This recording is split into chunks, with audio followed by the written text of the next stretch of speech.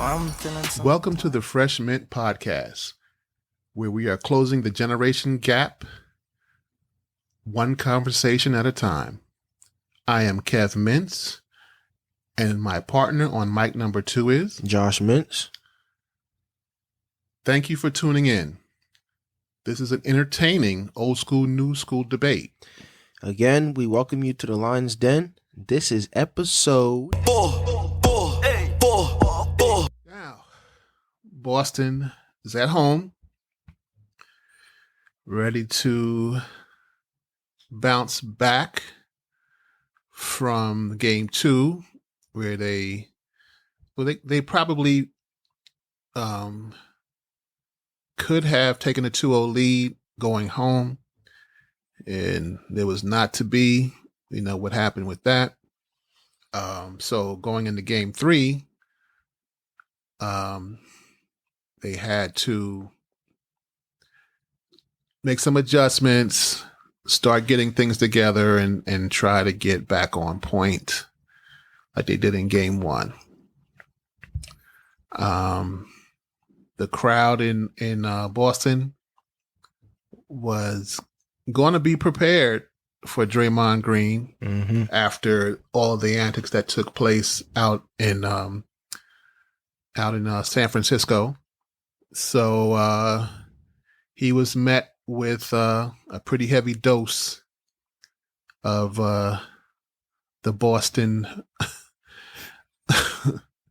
vile way of handling the opposing team. Yeah, I mean, Boston's crowd is no joke. They've been like this for years. Yes. They've been like this for years since the only time I know is since the Larry Bird days. Right. Well, it was the team that. The team in 2008. Right. I'm just saying that's what I knew from what you know. Yeah. Right.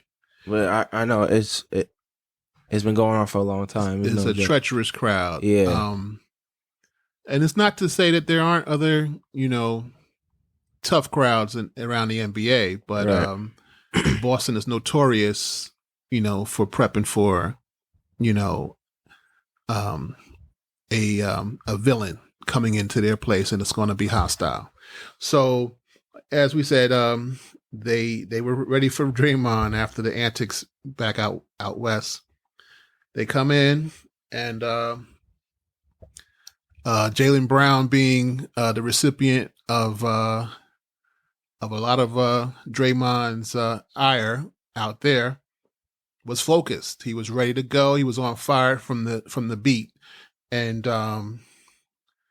he came out, opened with a 3-pointer, start the game off, and he didn't slow down. He didn't slow down at all. He was being aggressive from the jump. Yeah. I mean, shot 4 for 8 from 3. And shot 9 for 16 from the field. Had 27 points. Right. Now he had 10 in less than 6 minutes in the first quarter. Yes. Ended the first quarter with 14, and he was really focused. It did not allow Draymond to mess with his head again. Yeah, it was rough out there on the West, but once he got home, he got into his comfort zone. I'm sure that they had a lot of talks with him over those next couple of days, and he really came out ready to go. So that was a big part of the Boston start, and they came out like gangbusters from the beginning. Yes, they did. I mean, everyone played well in that game. The top 3 guys did what they had to do. They all had 20-plus points. Tatum had 26 points. Marcus Smart had 24. And all 3 of them both had 20 points, 5-plus rebounds, 5-plus assists. Right. Which shows that they were moving the ball. There was a lot of ball movement. Yep. Which is always a plus for the Boston Celtics. Mm-hmm. And like you said, they were rebounding. And the key guys were back on point, 20 plus each. Yeah. So, and they both shot the ball well. Right. And I'm pretty sure the turnovers were down, which is a thing with them. Turnovers, tend to get them in trouble, and the lack of turnovers, they can do a lot. Yeah. So, I mean, there's a difference of when they win and when they lose. I mean, when they lose, they average 19.3 turnovers. right. And when they win, they only average 12.3. So there's a difference of when they turn the ball over a lot and when they don't. When seven they don't, turnovers is a lot. yeah, Difference. The seven turnover differential. That's a lot. mm-hmm. So, yeah, it says it. I mean, as long as Boston doesn't, turn the ball over, they have a high chance to win the game. Right. Because they're gonna make their shots. They're gonna, run their plays. And they're going to play defense. Exactly. They're going to play defense. So it's pretty much a lot of things were going in their favor. Mm-hmm. Golden State stayed with them pretty much for the most part. First half was sketchy. Second quarter got a little sketchy for them. Then the third quarter, as always, seems to be Golden State's time to shine. Yeah. You could see two teams of what they're good at. Right. Also, Golden State is good at, starting the second half, Mm-hmm. starting the third quarter with a bang. Right. And then Boston always closes it out well. Fourth quarter is their quarter. Right. So, Boston always does what they have to do in the fourth, and Golden State always does what they have to do in the third. But they both played well, the whole game, but Boston just took it over. Right. They won their home crowd. They won by 16. Right. They won by 16. And I think once they got control of that fourth quarter, the way they were hitting, I think it kind of changed the perspective. Also, Dre didn't give him anything in game 3. Dre didn't give him anything. And I think, is this when Al rolled up on Steph's foot? Yes. And so that was a time when I believe Kerr sat him down the last 5 to 6 minutes of the fourth. Yeah.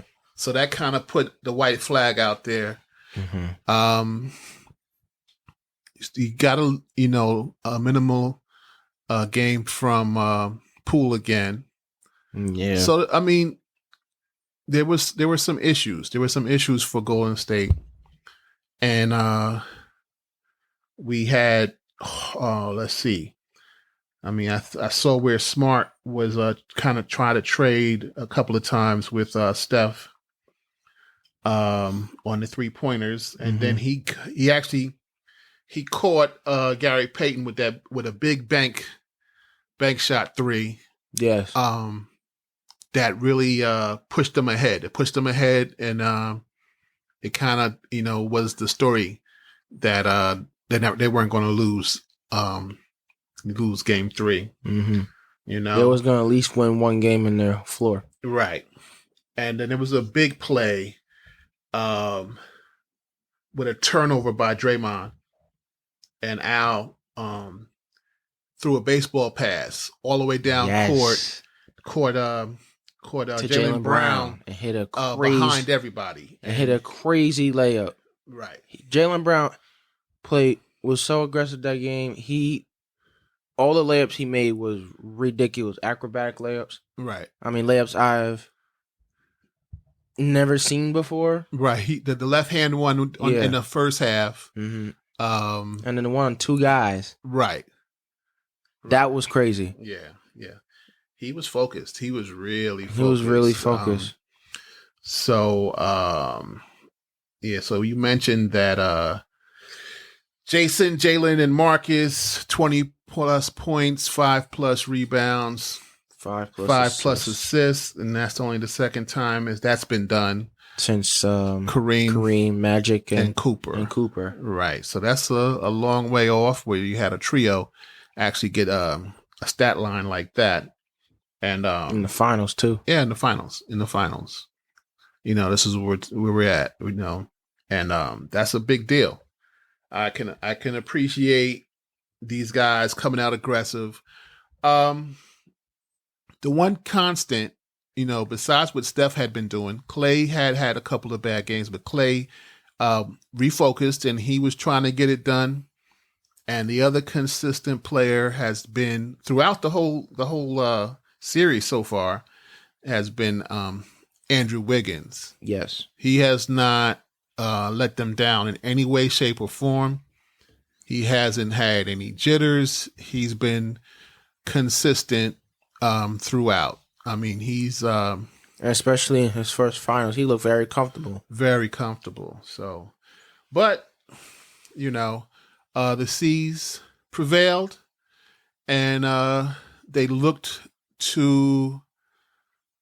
I guess they're looking to go ahead. Come game 4, they're going to be looking to go ahead on a 3-1 and put this thing out of reach. Yeah, I don't know. Close it out on the road, and they're real good on the road. So right, if they can get it to 3-1, it's going to be tough sledding for the Dubs to come back, especially if there's still an issue with Steph. I don't know what the extent of the injury has been at that time. Mm-hmm. The injury looked kind of similar to when they played the C's during the regular season. When Smart rolled up on him, and Steve Kerr was very pissed about that. I think he missed the last 12 to 15 games of the season. And they got him ready for the playoffs now. Right. He can't afford that kind of situation this time around. Yeah. So it's going to be a tough, but Steph is tough. I think we'll see what happens. I believe that he can get some treatment. I know this time off is a little bit shorter than it was for the first 2 games. Mm-hmm. I think it's only a day off in between. First 2 games, they had 2 days off. Yeah. So this one's going to be a little shorter before they go back. And I think that, they're going to work. I'm sure they're going to work on Steph around the clock, no matter what the case may be. Mm-hmm. They're going to make this thing happen to get him ready. He's a tough guy. He's definitely gotten a lot stronger over the years. So we'll see what happens. But that was a tough game. And the way that Draymond has been playing, there's got to be an adjustment. I think a mental adjustment on his part to try to get back to playing the way that he has played. He's been, a leading assist man for them. He's been a good rebounder, and he's played good defense. None of which was in play during this game. So we've got to see a different Draymond for game 4, and they have to get Steph back to being Steph for game 4. So I'm hoping for that. I'm still hoping for the series to go to 7. So that means that I would believe that now it's better to go back to California 2-2 than it is to go back home 3-1, down 3-1. So, your thoughts on a 3-1 jump? If I'm Golden State, I would, I shouldn't, it's like a 50-50, like, you should be nervous and you should not be nervous. You do not want to go down 3-1 going back to your home floor, because then your season's on the line and now you got to win 4 straight. Or 3 straight. 3 in a row. 3 in a row. So, they should be ready for game 4 to do what they have to do. Right. To tie this thing up and get home court advantage. Back. Right. And hopefully you get, Steph back. And, Draymond locks in and do what, Draymond always does. Right. And I mean, there's nothing wrong. I mean, Draymond says, the podcast is not a distraction. The fans are not a distraction. But I do believe that he's having some issues with all of it. Yeah. I can't see anything. Your action speaks more than what you say. Right. They always say your action speaks more than your words. Right. You could say that, it's not bothering you, but your actions, the way your body is. Body language is bothering you. Right. Your mental. Yes. So, I mean, he's got to get back on point. Yes. Get refocus and get locked in, as you said. I think that there's nothing wrong with doing the podcast during the series. It's actually very educational for people to see what, some of the inside stuff that's going on. It's entertaining. Draymond is he's quite a character at times. He does his thing. And I think that it's a way to blow off steam as well. So I don't see an issue with him doing it. I just hope that that therapy of it helps him get himself together. He can blow off some steam, like I said, and get back to being Dre. Yeah. So I don't know what do we do from here. We're gonna look at some predictions for Game 4, and we'll do that and we'll close it out in a few minutes.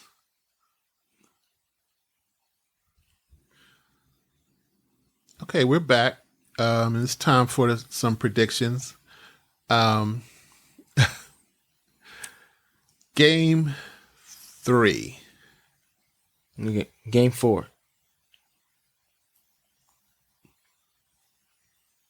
Oh, the Game 4 predictions.